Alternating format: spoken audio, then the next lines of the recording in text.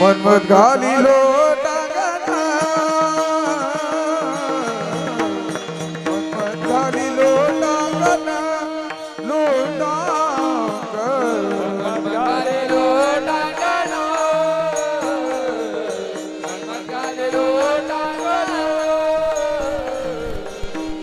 कबड्डी शरण आवडी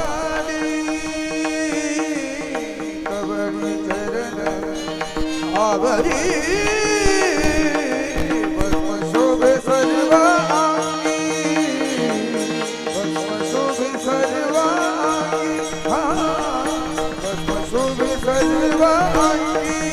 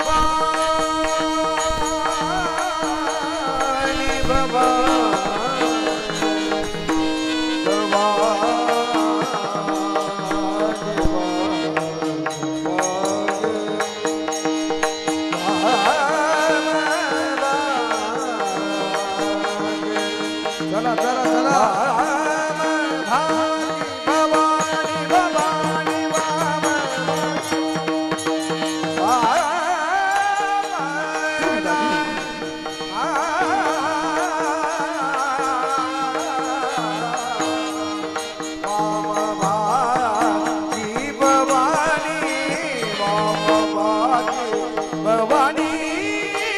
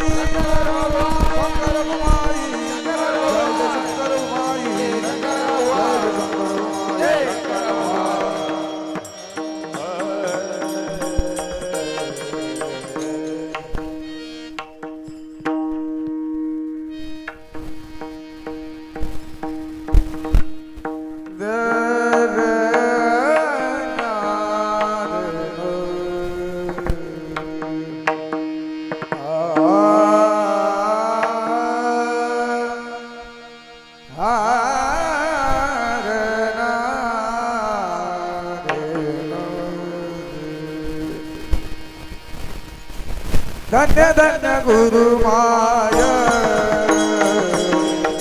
धन्य धन्य गुरु माय धन्य धन्य गुरु माय धन्य धन्य गुरु माय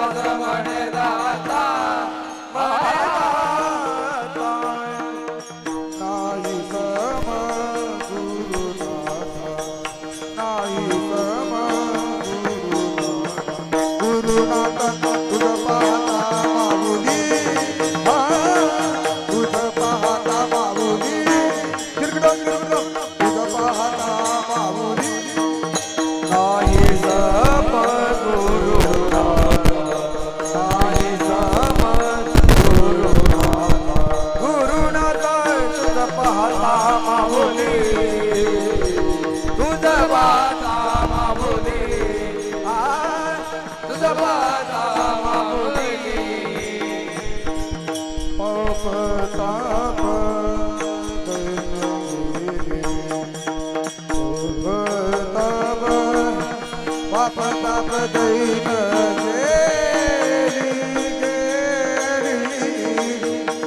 तिरिकिडकम तिरिकिडकम दादा तिरिकिडकम तिरिकिडकम दादा तिरिकिडकम तिरिकिडकम तिरिकिडकम दादा हा हा तापता बदैन गिरी पापता बदैन गिरी तुझ पाहता माऊली हा तुझ पाहता माऊली माऊली तुझ पाहता माऊली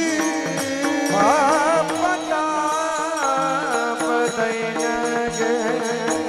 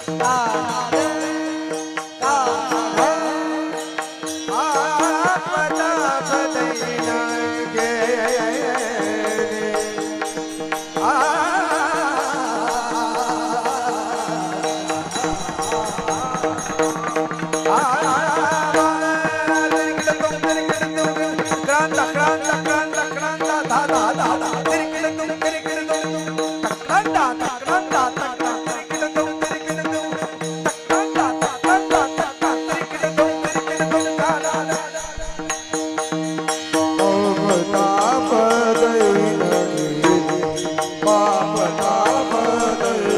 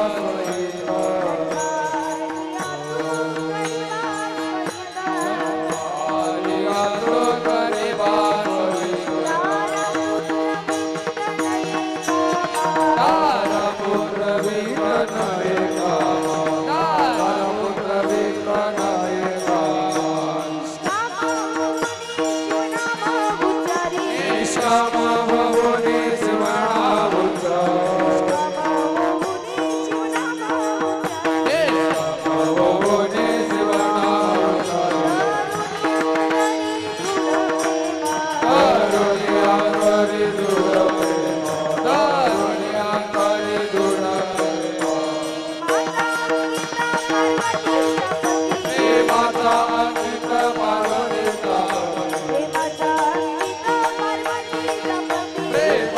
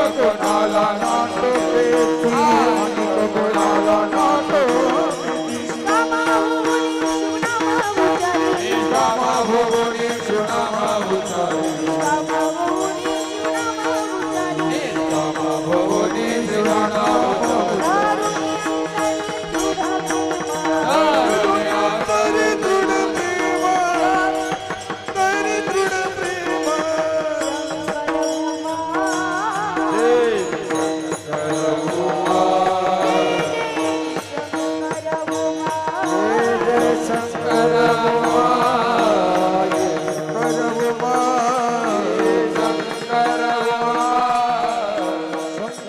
भुवाई शंकर भुवाई शंकर भुवाई शंकर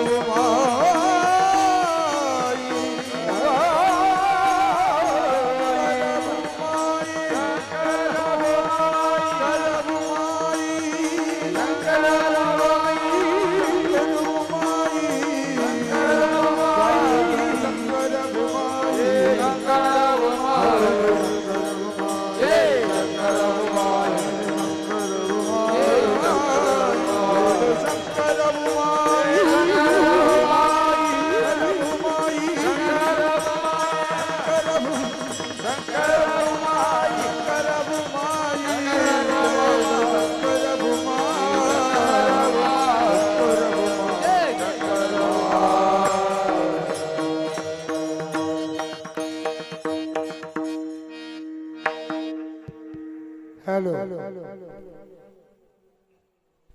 संगीत अलंकार गंगाधर गुरुजी मलकापूरकर त्यांना साथ करतील गंगाधर स्वामी भैसा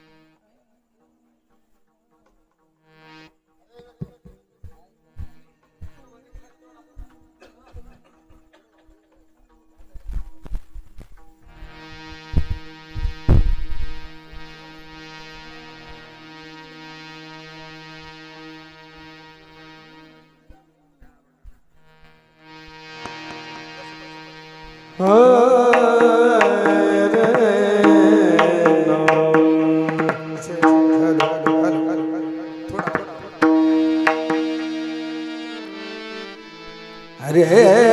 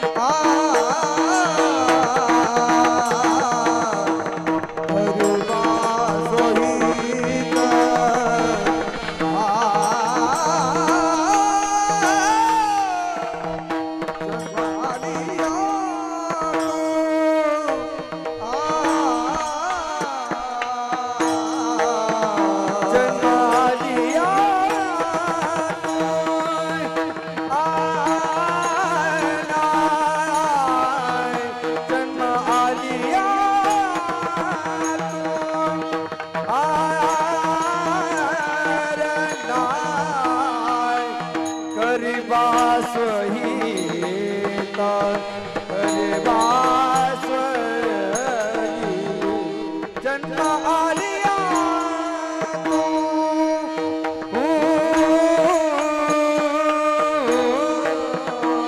जन्म आलिया तू जन्म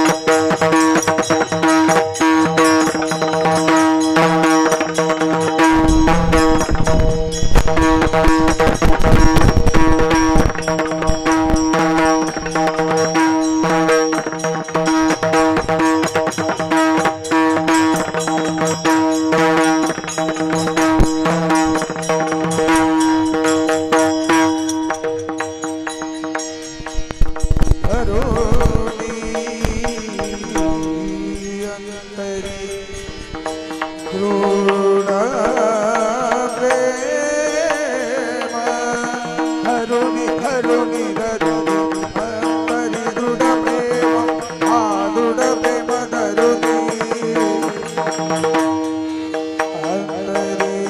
दृढ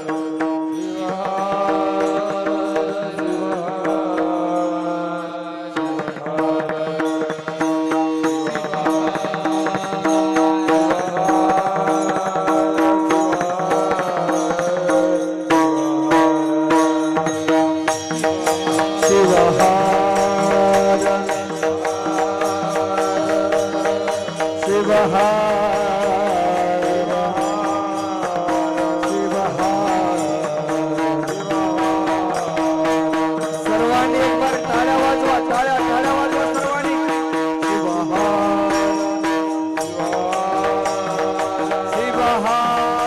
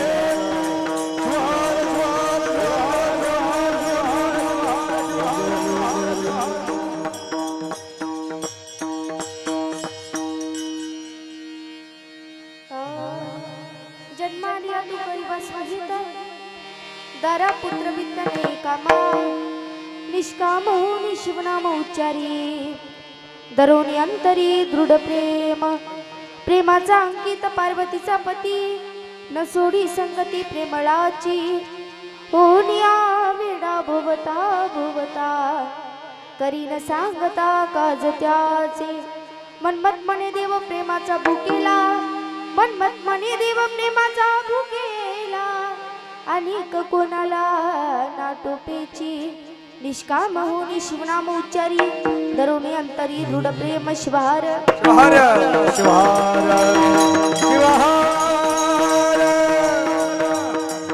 शिवहार.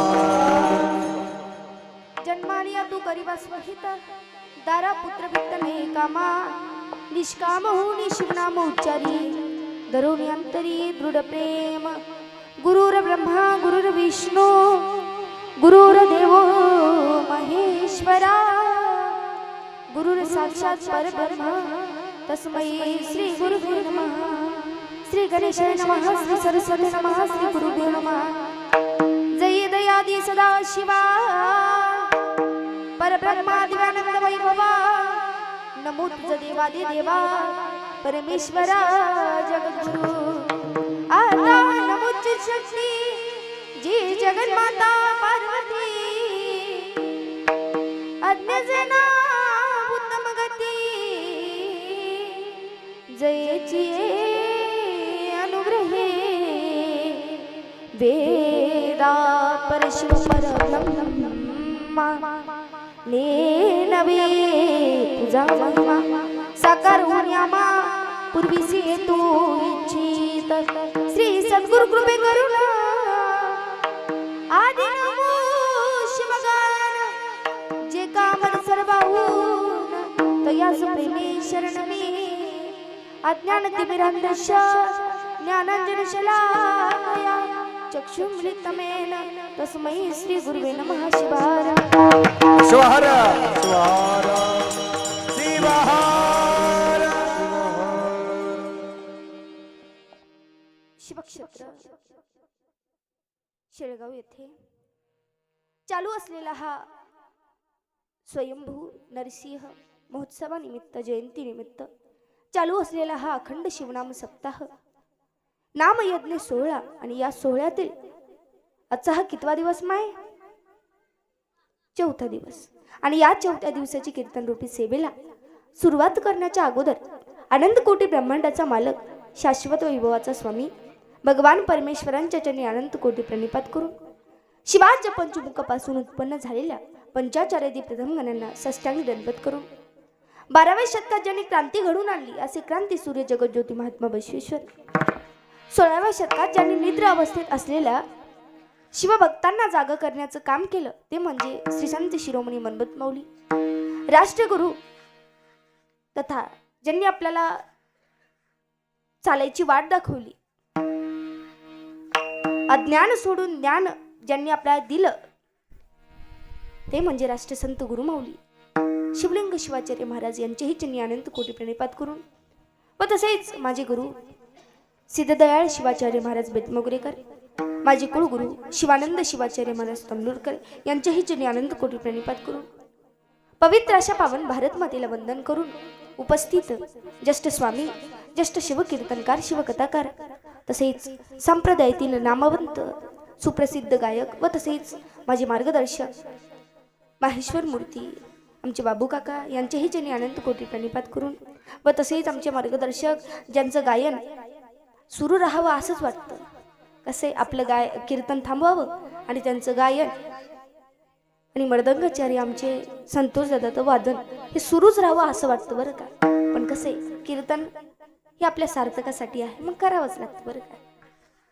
यांच्यासाठी एक बार जोरदार टाळ्या वाजवा.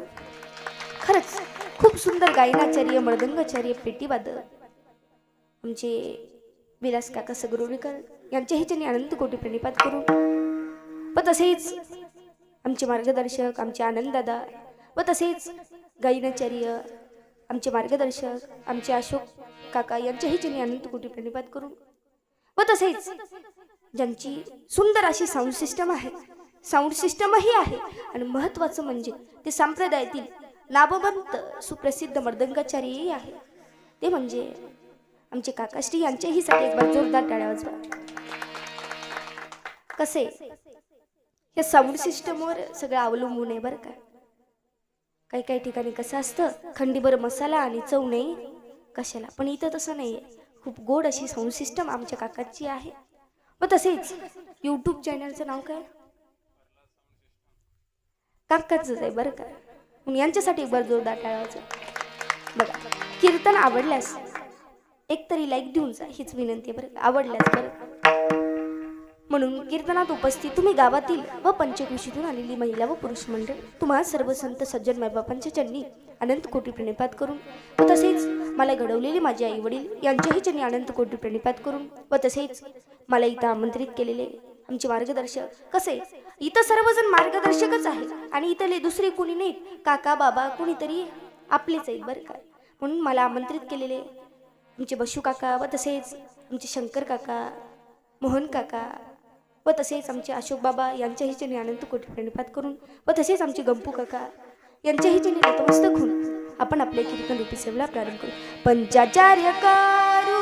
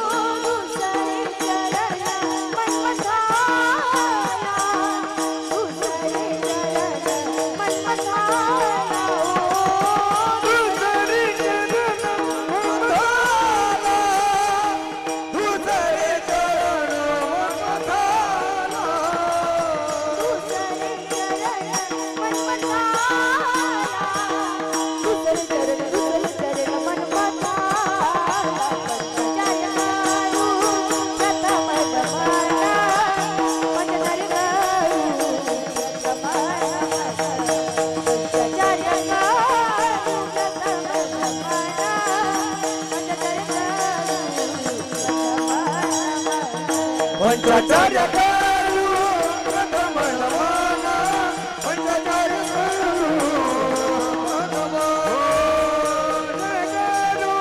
प्रथम नमन, पंचाचार्य करू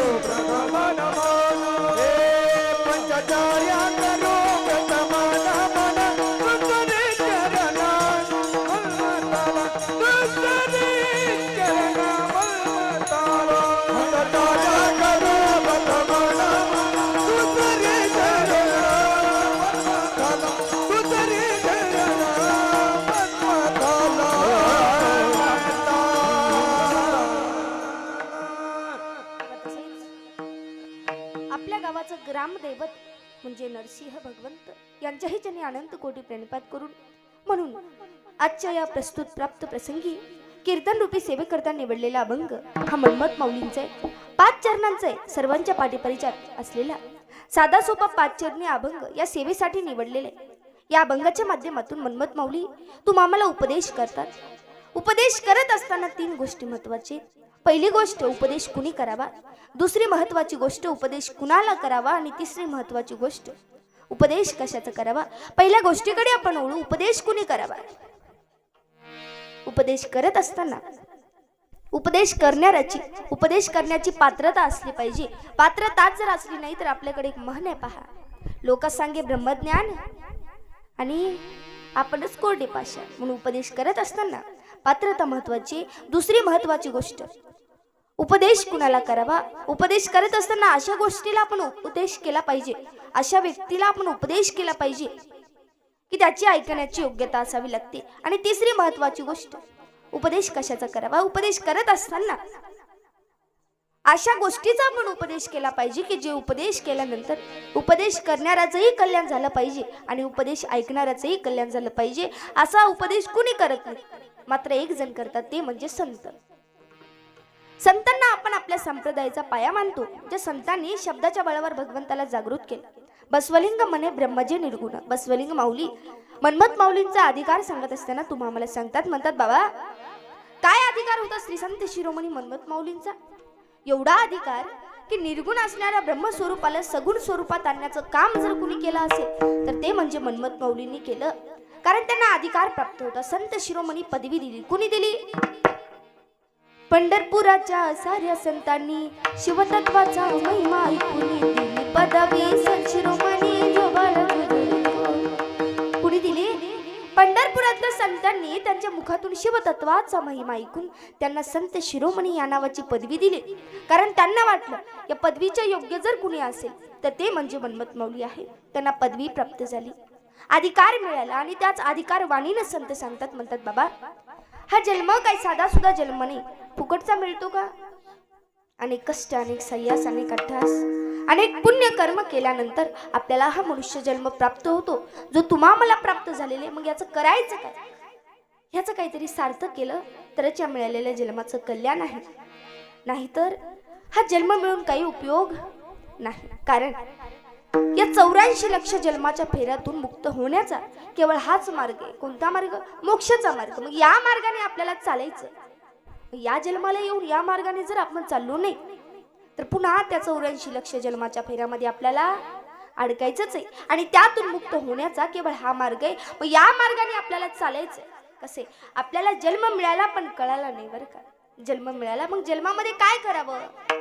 भगवंताची भक्ती करावी, नामचिंतन करावं, याच्यामध्येच आपल्या जीवनाचं सार्थक आहे. पण हे काय आपल्याला कळालं नाही.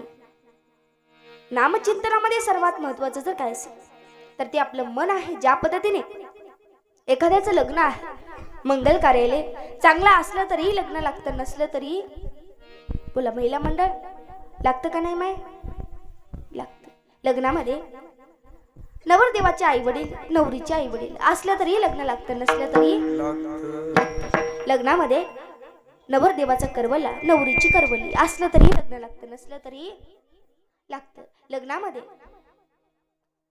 बँड असला तरी लागतं, नसलं तरी लागतं. लग्नामध्ये जेवायला असलं तरी लागतं, नसलं तरी लागतं. लग्नामध्ये नवरदेव असला तरी लागतं, नसलं तरी काय जण लागतं मुली बरं का. ज्या पद्धतीने या लग्नामध्ये नवरी नवरदेव महत्वाचे आहेत, त्याच पद्धतीने या परमार्थामध्ये सर्वात महत्वाचं जर काय असेल तर ते आपलं मन आहे. मग आपण मन एकाग्र करून आपण नामचिंतन जर केलं तर नक्की त्याचं फळ आपल्याला मिळाल्याशिवाय राहणार नाही. मग नामचिंतन करत असताना त्यामध्ये आपला भाव राहिला पाहिजे, श्रद्धा राहिली पाहिजे आणि हेच नामचिंतन भगवंतापर्यंत पोहोचेल. मग काय करायचं. नामचिंतन करत असताना एकनिष्ठ होऊन करायचं. कारण हा जन्म मिळाला, पण या जन्मामध्ये कोणता मार्ग सुविस्तर आहे आणि कोणत्या मार्गाचा त्याग करावा हे मात्र आपल्याला कळालं नाही. कसे. 2 मार्ग, एकीकडे संसार तर एकीकडे भक्ती मार्ग. संसार म्हणजे ज्या घोड्याला लगाम नाही ते घोडा, त्या घोड्यावर बसणं. आणि परमार्थ म्हणजे ज्या घोड्याला लगाम आहे त्या घोड्यावर बसणं. बरं मला एक सांगा, बिना लगामीच्या घोड्यावर जर आपण बसलो तर रामाची भेट होईल की यमाची? नक्की यमाची झाल्याशिवाय राहणार नाही. यमाची जरी नाही झाली डॉक्टरची तर नक्कीच होईल बरं का. मग काय करायचं?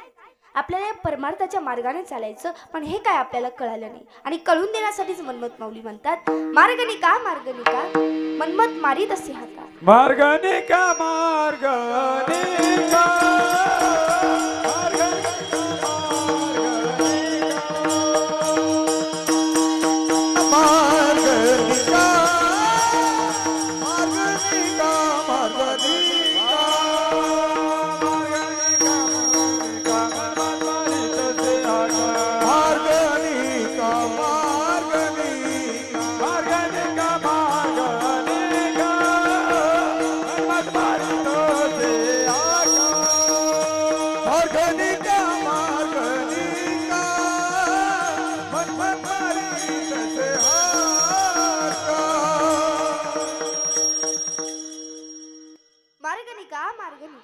मनमत मारी तसे हका. नका जाऊ आडवाटे खोटे सर्व उपाय. आडमार्गाने जायचं नाही, दुप्पट मार्गाने निघा.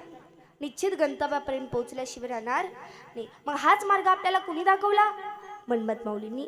मनमत माऊली म्हणतात, निक्कय म्हणले महाराज. निक्क दूध असतं माहिती का? निक्क दूध. अहो निक्क दूध म्हणजे ज्या दुधात पाण्याचा एकही अंश नाही ते म्हणजे निक्क दूध. तेवढा पवित्र श्रेष्ठ हा परमार्थ आहे, हा मार्ग निक्काय. मग या मार्गाने आपल्याला चालायचं आणि या मार्गाने चालणाऱ्या व्यक्तीचं जीवाचं काय होईल, कसं होईल?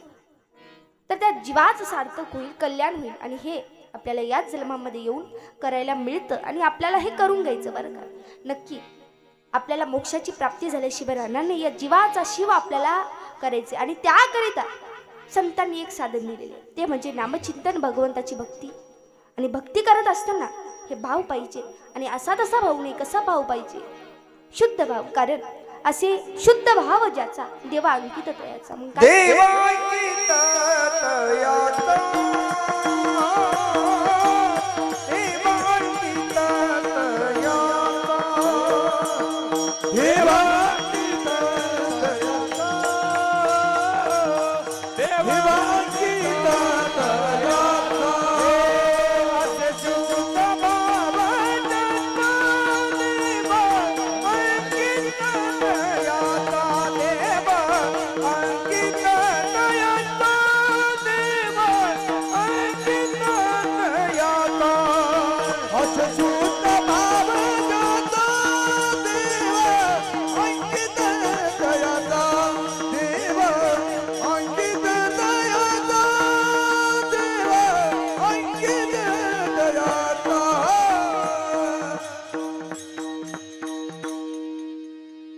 असे शुद्ध भाव ज्याचा देवा अंकित तयाचा. मग काय करायचं? आपल्या मनामध्ये शुद्ध भाव ठेवायचा, भक्ती करायची. का करायची हो?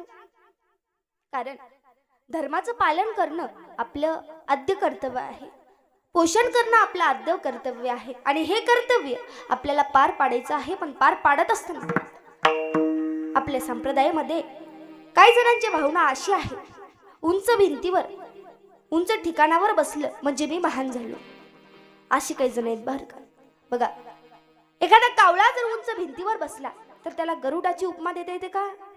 नाही. गरुड होण्याकरता त्याला चंदनासारखं झिजावं लागतं. गरुड होण्याकरता त्याला ती दृष्टी असावी लागते, तेव्हाच गरुड आपण होऊ शकतो. मग काय करायचं? आपल्याला या परमार्थामध्ये यायचं, भक्ती करायची आणि या सिंहासनाची प्राप्ती करायची. पण या सिंहासनावर बसत असताना आपल्याला 4 पाय दिलेले. पहिला पाय म्हणजे धर्म आणि शेवटचा पाय म्हणजे मोक्ष आणि मधले 2 पाय म्हणजे काम आणि अर्थ. मग आपल्याला धर्माला आणि मोक्षाला, कामाला आणि अर्थाला धरून चालायचे. जो व्यक्ती या चारीला धरून चालत नाही नक्की त्या कामातून पतन झाल्याशिवाय राहणार नाही. मग आपल्याला काय करायचं? या भगवंताची भक्ती करायची, नामचिंतन करायचं. का करायचं? हे केल्यामुळे काय होतं? तर आपल्या जीवनाचं स्वहित होतं. आणि तेच अभंगाच्या पहिल्या चरणात मौली जन्मालिया तू करी बासुरीत, जन्मालिया तू करी बासुरीत, तू करी बासुरीत, जन्मालिया तू करी बासुरीत.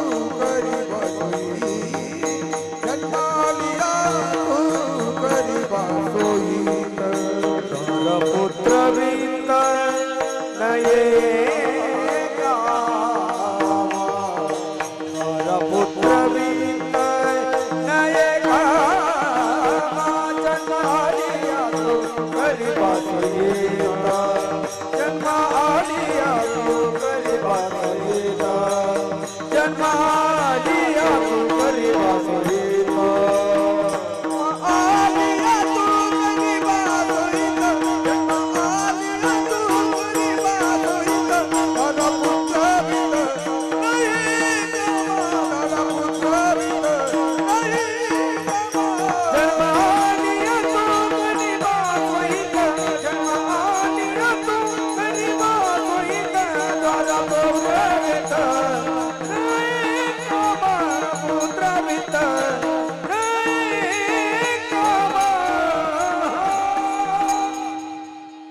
माऊली अभंगाच्या पहिल्या चरणामध्ये सांगतात, जन्मालिया तू करीबा स्वहित दारा पुत्रवित्त नेकमा. जन्म मिळाला म्हणजे काय झालं तर मोक्षाच्या मार्गाने जाण्याचा एक पाऊल पुढे झालं. जन्म मिळाला म्हणजे काय झालं तर भगवंताच्या दिशेने जाण्याचा एक पाऊल पुढे झाला. मग हा जन्म आपल्याला मिळालेला आहे. मिळालेल्या जन्माचं करायचं काय तर संत सांगतात करीबा स्वहित. स्वहित साधायला सांगतात. आता स्वहित म्हणजे काय? स्वतःचं हित म्हणजे स्वहित. आता हित म्हणजे काय? आपलं हित कसं असतं माहिती? पैसे उरून ठेवणं म्हणजे हित, पैसे जपून खर्च करणं म्हणजे हित. पण हे हित खरं नाहीये. आपलं हित कसं असतं? समजा एखाद्या चहात जर माशी पडली तर आपण कशाला फेकतो? चहाला फेकतो. आणि तीच माशी जर तुपात पडली तर आपण कशाला फेकतो? माशीला फेकतो. का फेकतो? तूप 1000 रुपयाचे आणि चहा 5 रुपयाची. चहा 5 रुपयाची फेकायला परवडते, तूप 1000 रुपयाचे माशीला फेकायला परवडते. हे झालं आपलं हित. पण हे हित खरं नाहीये. कसे? हिताची तुपाची एवढी वाणवा आहे की भांड्याच्या दुकानात गेल्याच्या नंतर म्हणावं लागतं तुपाचा चमचा द्या. भाजीतला चमचा वेगळा आणि तुपातला चमचा वेगळा. पण गावातला चमचा या दोन्हीपेक्षा वेगळा. कसे? जे कुठेतरी खोल आहे ते भाजीतला चमचा आणि जे कुठंच खोल नाही ते मात्र तुपातला चमचा. हे झालं आपलं हित. पण हे हित खरं नाहीये. हित म्हणजे काय? स्वतःच्या धर्माचं आचरण म्हणजे हित आहे. स्वतःच्या धर्माची विचारसरणी म्हणजे हित आहे. आणि हे विचारसरणी अंगीकृत करणं म्हणजे हित आहे. पण आपल्याला आपल्या हिताची चिंताच नाही. काही महिला मंडळ, आज जर हिताची चिंता असली असती तर आज सप्ताहामध्ये आपण दान केलं असतो, लिहिलेल्या अभंगाचं चिंतन म्हणून केलं असतं. प्रदान करता का माही सप्ताहामध्ये? कसे? एवढा सुंदर मनुष्य जन्म दिला. आकाशाची उंची कधी मिटणार नाही, समुद्राचं पाणी कधी आटणार नाही. आकाशाची उंची कधी मिटणार नाही, समुद्राचं पाणी कधी आटणार नाही. आणि जो एवढा सुंदर मनुष्य जन्म आपल्याला भगवंताने दिलेला आहे त्या भगवंताचे उपकार आयुष्यभर फिटणार नाही, आयुष्यभर फिटणार नाही. मग एवढा सुंदर जन्म आपल्याला मिळालेला आहे, काय करायचं? या सप्ताहामध्ये जसं होईल तसं आपण दान करायचं. कमीत कमी जास्तीत जास्त. नक्की दुपटीनं मिळाल्याशिवाय राहणार नाही. म्हणून नुसतं वजन वाढून फायदा नाही बरं का. आपलं मन सुद्धा आपण मोठं केलं पाहिजे. कारण आमच्या गावामध्ये एक 1.25 क्विंटलची बाई आहे. किती? 1.25 क्विंटलची एकच बाई बरं का. आता तिच्या घरी चोराने मलायला जाऊ का? तिच्या घरी चोराने चोर गेले तिच्या घरी. अशी चोरांना खाली पाडली त्यांच्या अंगावरच बसली आणि आपल्या मुलाला म्हणाली, पप्या लवकर पोलीस स्टेशनला जा ना, आपल्या घरी चोर आले. पप्या म्हणाला, आई चप्पल सापडणार. चोर म्हणाला, अरे माझी घालून जाय पण लवकर जाय, उठू दे बुलडोजर अंगावरून, नाही तर पोलिसाची गरज लागणार नाही. म्हणून नुसतं वजन वाढून फायदा नाही.